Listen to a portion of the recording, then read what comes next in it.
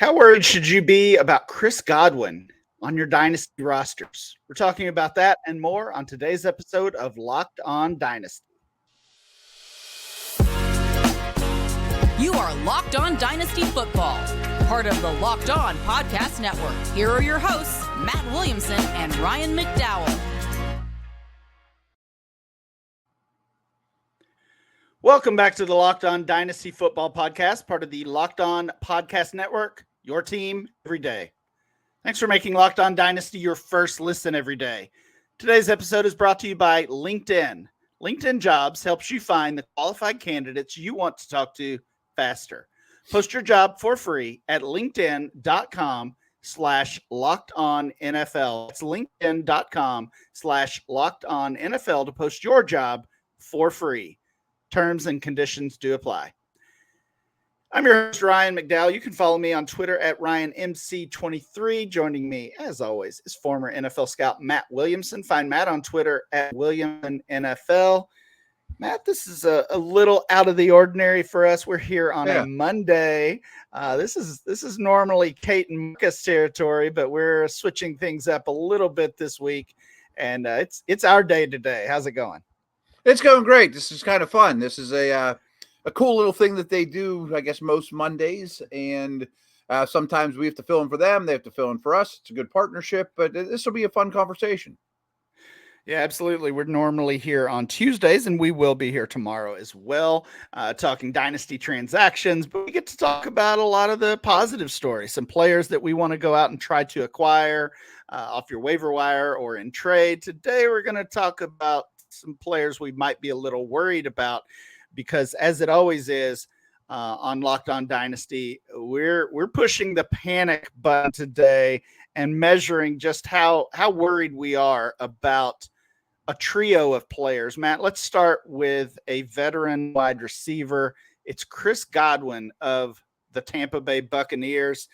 There was a lot of conversation over the offseason after the Buccaneers signed Baker Mayfield to be their quarterback.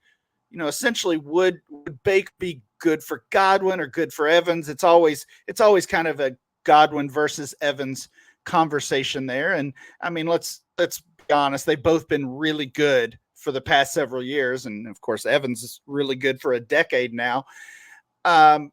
Godwin's not been really good this year, though. And Baker Mayfield has clearly been better for Mike Evans' strengths, for his play style, than he has been for Godwin. Looking at some of the numbers, Godwin's just the wide receiver 38 on the season. That includes one game as a top 12 wide receiver, one more game as a wide receiver 2 in that 13 to 24 range.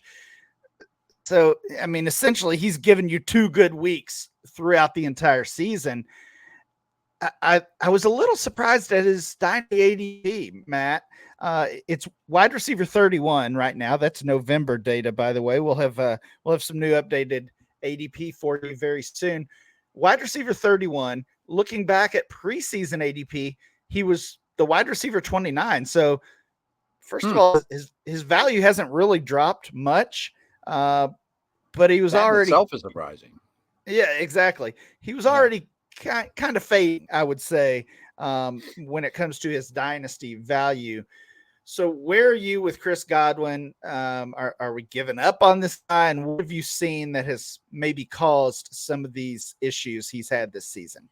Yeah, he's a tough one for me because at that price, I thought he would have dropped dramatically, 15 spots in the wide receiver ranks. And there's so many young ones every year, as we know. I just pulled up his contract, and he's 27 this year. He's going to be 28 next year. And it looks as though, if I'm reading this correctly, they have an out after this year. I know Mike Evans is a free agent after this season, but it looks like they could get out of this contract. But it would be $28 million in dead cap space if they were. So is it worth not having him around for $26 million? And he's a $27 million cap hit if you do keep him. So I don't quite understand the contract enough to know would you rather keep him and pay him 27 or dump him and have 26 and dead, so I think that's up in the air. Can you afford to bring Evans back? They don't have much else, including a tight end. I mean, who's going to catch passes next year? You might be in the market for a quarterback. You maybe could even use another running back, but just the player is good, not great. I think if he were on the open market and somebody could sign him, there'd be plenty of teams that would love to have him. Like, I'm not making fun of your buddy Juju, but I don't think he's like at that level, where, and I'm thinking about bigger slots that are kind of built like those two, that I would think he has more value than somebody like a Juju, that is just going to sign $4 or $5 million deals. So, I'm sure the Panthers would kill for Chris Godwin right now. Oh yeah. Well, I mean, you said it there. He's been good, not great. And I don't think he's, he certainly hasn't been a liability or anything like that for the Buccaneers. And I don't think he's even been bad, although if you were counting on him from a fantasy standpoint, maybe it feels that way. But you look at the season-long numbers. He's got 82 targets compared to 91 for Mike Evans, only one reception behind Evans. 606 yards compared to 850 Evans. And here's the big difference maker. And this has always kind of been the story. Evans, 9 touchdowns. Godwin, only 1 score on the season. Numbers are okay, right? It's just been such a step back from that consistency that we've come to expect from Chris Godwin. I would be surprised if they moved on from him. In part because of what you laid out there, that they do have some questions moving forward when it comes to Mike Evans and really their pass catching core in general. They've got a couple of young guys who've played well when given the chance, but not sure they're ready to take over necessarily in a starting role. It's tough to figure out what to do with Godwin from a dynasty standpoint. But I'm certainly worried. And if I do have him, I don't feel confident starting him on a weekly basis. I agree with that. I mean, he is a flex at best at this point, probably. Right. And he's not going to get this huge quarterback upgrade, assuming he stays in Tampa Bay. He's good, not great. But his stock is down enough that I probably would bank on him to get back to wide receiver 3 before I would say he's unstartable altogether. I think he's still pretty good, Yeah, that's fair. 27 years old is Godwin. So, certainly not done. You wouldn't think from a fantasy, from an NFL standpoint. Looking at the trade finder DLF to kind of get a further peek into his current value. Some recent trades here: Godwin plus Luke Musgrave for Nico Collins, essentially giving Musgrave get the upgrade from Godwin to Collins. I think that's pretty fair for both sides. I'll probably side with the Nico Collins side of that. Agreed. We see multiple trades of Godwin for a second rounder, so that kind of shows where he's being valued. Again, that's no surprise. Certainly not worth a first round rookie pick at this point. I mean, I think he's like a definition of worth a second rounder. Yeah. Like you'd rather Jaden Reed, wouldn't you? Yeah, I think so. Yeah. I think that's kind of where we're at with it. Here's another Godwin this is actually Godwin for James Cook and a second rounder, which is a slam dunk. Yeah, slam dunk for that side. Godwin, this is interesting. Godwin for Stafford in a super flex league. Stafford. I mean, you feel hard to find starting quarterbacks, yeah. Right, you feel okay starting Stafford, and we've already said we don't necessarily feel confident with Chris Godwin in that role right now. And so it sounds like you do maybe see a bounce back. Would you consider buying low? Are you giving up a second rounder for Godwin to get him right now? I was leaning more towards buy than sell. I think I am too at most of those prices. I do think the Cook and a second or the Stafford, I think those types of trades are going to be somewhat rare. I don't think that's necessarily a great representation of what his value is in general. If I can get those deals, I'm making them. But overall, I think he's a decent trade target right now to see what happens with the Buccaneers this offseason. Yeah, I agree. Matt, I'm not super worried about Chris Godwin. Not totally pushing that panic button yet, but this next guy, I'm worried. I'm very worried. Yeah. And we'll talk about why right after this.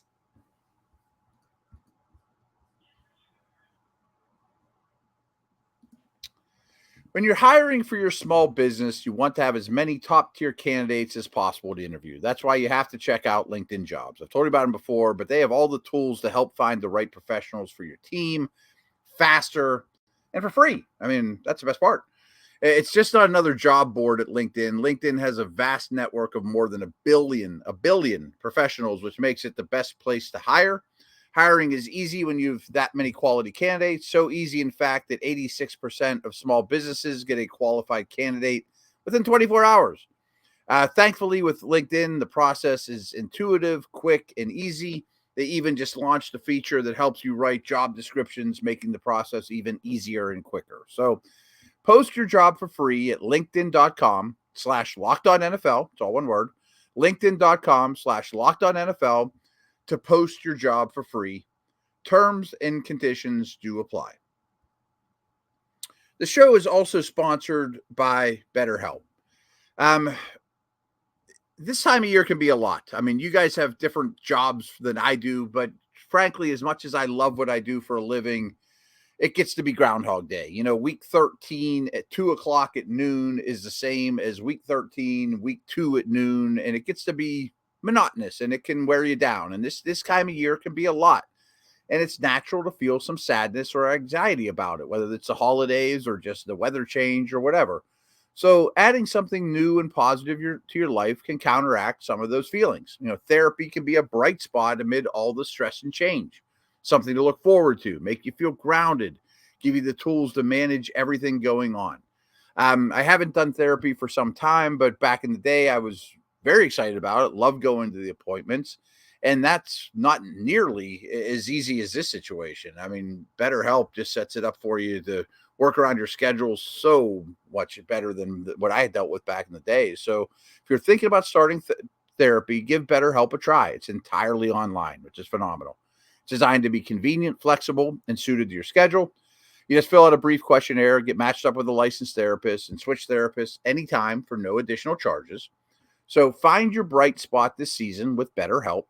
Visit betterhelp.com/lockedon to get 10% off your first month. That's BetterHelp, HELP.com/lockedon.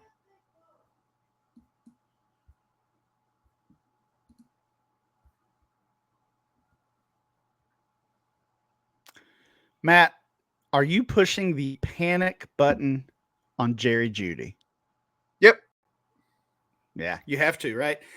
Yeah. It's been a rough season, and I didn't do this intentionally, but there are some similarities between Jerry Jeudy and Chris Godwin. Of course, both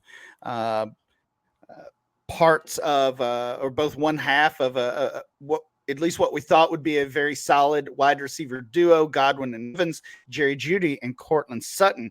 And Jeudy and Sutton over the past couple of years have kind of flip-flopped that role of who would be the expected wide receiver one, who's the preferred option in dynasty leagues. And for really all of last season and all of the off season as well, that was Jerry Jeudy. That was the guy we wanted to have. And since the season started, we've seen production, consistent production from Courtland Sutton, and we've seen consistency from Jerry Jeudy, but it's not been good consistency. Still does not have a top 24 wide receiver game, has not finished among the top 24 wide receivers in a single game. In fact, his best performance was the wide receiver 29 several weeks ago. He's the wide receiver 54 on the season. And unlike Godwin, he has fallen in value. His ADP has dropped from wide receiver 31 in preseason to a current rank of wide receiver 44. again, you look at their counting stats, not too far behind Sutton in targets or receptions, not even that far behind in yards. Sutton has 8 touchdowns. Jerry Jeudy has 1. So once again, those scores are the difference maker in their production. But it's not just touchdowns that Jerry Jeudy is lacking. He looks bad in these Broncos games, even the past month or so, as they've kind of been heating up and playing at a much higher level than what we saw at the start of the season. Feels like almost that entire team has upped their game, and they've just left Jeudy behind. Yeah, I'm out. I'm not saying you have to get him off your roster at all costs, no matter what, because he probably will have some decent games, and they're in the thick of things and they're winning football games, but mostly because they're running game and defense. And my biggest concerns with Jeudy are, I always defer to Matt Harmon, and to paraphrase, Matt Harmon said something along the lines of, Jerry Jeudy's about the most overrated route runner in the league. Everyone thinks he's a sharp route runner, and I guess there's YouTube clips of him doing very athletic things and coming out of breaks, but he's not a consistent route runner at all. And I see that on tape, and after he said it, it became even more apparent. But to me, what a red flag is too is, if you recall, Denver was not on a 5-game winning streak at the trade deadline, and I think they very much would have liked to trade Jeudy for 3rd-round pick, 4th-round pick. I don't think anybody in the league wanted him. Yeah, that kind of that's kind of the feeling going around. Looking at some of these trades, I'm not sure very many people in dynasty leagues want him right now either. I do see a couple of trades for a 2nd-rounder, similar to what we saw with Godwin. Would you rather have Jeudy or Godwin right now? Godwin. I think he's better at football.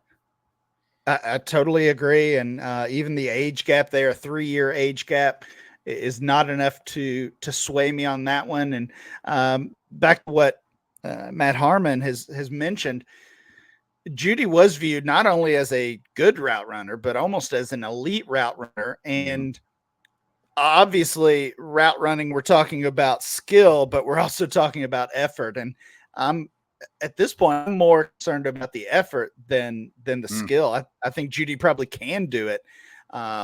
This situation just seems to have gone south very quickly. I do think he'll probably be on a new team next season. I think they're going to end up parting ways, whether that's just a trade or an outright release. I've not looked at his contract lately, so I'm not sure. I'm not really sure how feasible that would be, honestly, but it just feels like that's what we're moving towards, is that he's not going to be a member of this Broncos team for much longer. And at this point, that's probably a good thing for Jerry Jeudy when it comes to his fantasy value. And I think it's telling that Sean Payton's first ever draft pick is in charge of the Broncos was for Marvin Mims. Yeah, and there's been frustration there as well. We want to see more of Marvin Mims. I think we will. We're going to have to be patient with that one, obviously, as we've tried to this season. But again, I think Jeudy will be gone, and we'll get Marvin Mims closer to a full-time role next season. Honestly, that ADP of wide receiver 44 still feels way too high. Even at that number, he was ahead of Courtland Sutton. And as I said earlier, we're talking November ADP. We'll have some December data for you very soon. But several of the receivers behind him will clearly move ahead of him. Jaden Reed was a couple spots behind him. Justin Williams, I would think, would overtake him. Sutton already mentioned. We're going to see. I'd much rather have Sutton. What's that? I'd much rather have Sutton. I mean, just apples to apples. Yeah. Yeah. I think we could see Jeudy fall outside of the top 50 dynasty wide receivers in our December data. So that will be one to track moving forward.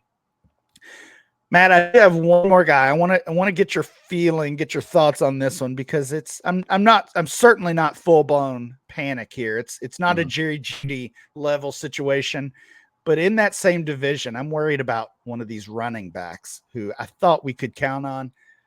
Not sure that's the case right now. We'll finish up that conversation right after this.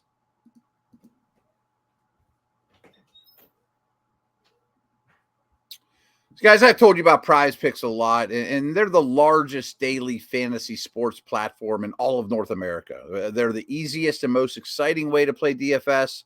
It's just you against the numbers, which is my favorite part. Instead of battling thousands of other players, guys that do this for a living, you just pick more than or less than on a 2 to 6 player stat projection and watch the winnings roll in. I've done very, very well with this. It's the most fun I've had, winning up to 25 times my money this football season. You just select 2 or more players, pick more or less than on their projected stats, and place your entry, which is very, very easy.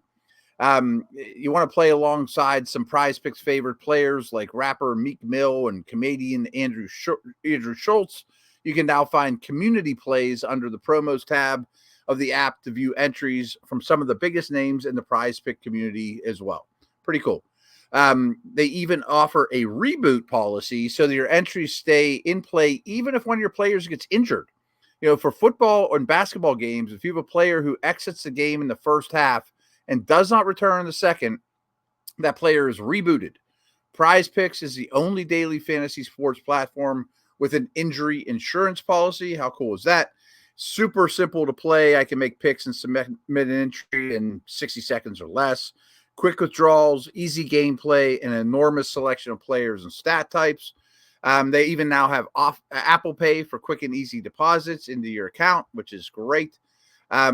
So go to prizepicks.com/LockedOnNFL. Use that code LockedOnNFL for a first deposit match up to $100. Again, go to prizepicks.com/LockedOnNFL. Use that code LockedOnNFL for a first deposit match up to $100. Football season is here, and Locked On is kicking up our coverage with Locked On NFL Kickoff Live. Each Friday, Locked On will go live at 2 p.m. Eastern on every Locked On NFL YouTube channel. Hosts Tanitra Batiste, Jarvis Davis, and Kyle Krabs will break down every game on the NFL to get ready for your team's matchup, your fantasy lineups, your betting angles, and more. Plus, get the in-depth local analysis from our stable of NFL hosts across the country who know these teams better than anyone else.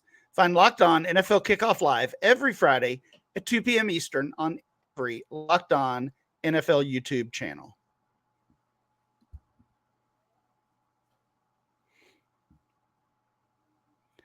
All right, Matt, one more player to discuss in our Panic Meter episode, Austin Ekeler. Now, like I said, we're not panicked at the Chris Godwin level, and certainly not at a Jeudy level. This is not a player we're scared to start even. But the past couple weeks have not been great. RB 31 a couple weeks ago, RB 30 this week.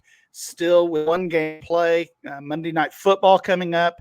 He is the RB 10 on the season in points per game. Obviously missed some time early in the season. His ADP has slipped a little. He's fallen from RB 6 in the preseason to RB 9 currently. And he has still given us 4 to 12 fantasy games. So like I said, it's not totally bad news for Austin Ekeler, but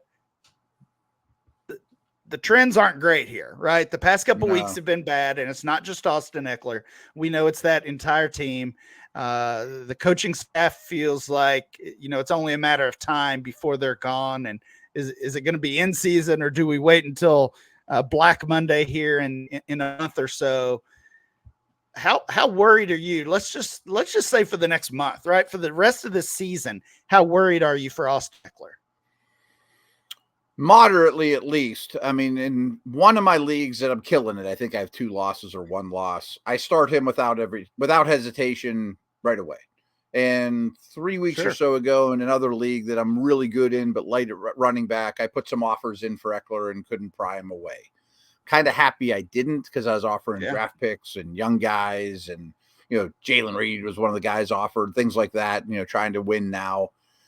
So I'm concerned. I mean, if you're not at this stage of the game, late November, you don't think you have a shot to win the whole thing, I think you'd love to move him. I mean, at his age, that team is really, if you look at their salary cap, Herbert aside, They have so many guys that are just making a fortune. Like Khalil Mack's a $34 million cap hit. Bosa, Williams, Allen, Derwin James, Lindsley, the center. Just looking at it yesterday, it's like they're in a terrible contract situation. They could have some lean times, is my point. Is some of those guys could get moved for picks, or Ekeler could get dumped, which maybe would be good for him. But I don't think he looks quite as good as he did in previous years either. Well, I mean, we've kind of forgotten now, or at least I had, honestly, but he nearly dumped this past offseason, right? Demanded a trade. Yeah. Seemingly was not much of a market for him. And the Chargers, the two sides ended up kind of working that out. Rich Rebar, our buddy at Lord Reeves on Twitter, had some interesting Austin Ekeler notes earlier today as well. 35 running backs now have at least 100 carries on the season. And among those 35, here's where Austin Ekeler ranks: 28th in yards per carry, just 3.8. 30th in success rate, under 30%. 33rd in explosive run rate, just over 5%. And 30th in first down or touchdown rate at 16%. And kind of the bread and butter for Ekeler has been his work in the receiving game. And Reeves points out 3.6 catches per game is Eckler's lowest number since 2018. So he's always been able to kind of bail out fantasy managers with some big games in the receiving portion of the offense, and that's not really happening. So yeah, I'm like you. I'm moderately worried just for the rest of this season, but I'm really worried moving, thinking long term here and into the off season. Yeah, and his age is a factor, and he's taking a beating. He's not the biggest guy in the world. Yeah, I think I'm okay if I dump. I'm not going to lose sleep if I dump him and he has a huge year next year. I can live with it. Ekeler is 28 years old. As the RB9, he's certainly the oldest running back in the top 12. We see Kamara at 28 as well down there at RB13, and then you have to go all the way down to RB19, where Derrick Henry is 29 years old, to get another back in that range. So we could see not only a value loss for Austin Ekeler, but a quick and massive value loss. Really, we saw Kamara fall outside of the top 30 dynasty running backs last offseason. We could see the exact same thing for Ekeler this offseason. 2-3 months from now, we could be looking at him as a 6th, 7th, 8th round pick in startup dynasty drafts, which it's crazy to think about because of the recent success, the success he's had over recent years. But again, that is the reality with running backs. I'm pretty worried about Austin Ekeler. Here's one interesting one. We'll finish with this. Okay. In dynasty, okay, long term, obviously, Austin Ekeler or Chris Godwin. Who do you want? Ekeler. Aiming a little higher, I would think. I mean, I can see he's more startable. I don't think you can get a first round pick for him. I've seen Ekeler for Mike Evans. I've seen Ekeler for multiple second rounders. One trade I saw that I really liked, and this obviously depends on what your team looks like currently, Ekeler for Mark Andrews. If you can buy the injured player using Ekeler, I love that type of trade. Yeah, that makes a lot of sense. And you can see why a team might consider it. Yep, absolutely. That is going to do it for today's show. Please make sure you download and subscribe or follow for free on YouTube or wherever you get your podcast. Remember to follow the show at Locked On Dynasty. Follow Matt at Williamson NFL. And I'm Ryan, MC23. We'll be back next time with more Locked On Dynasty.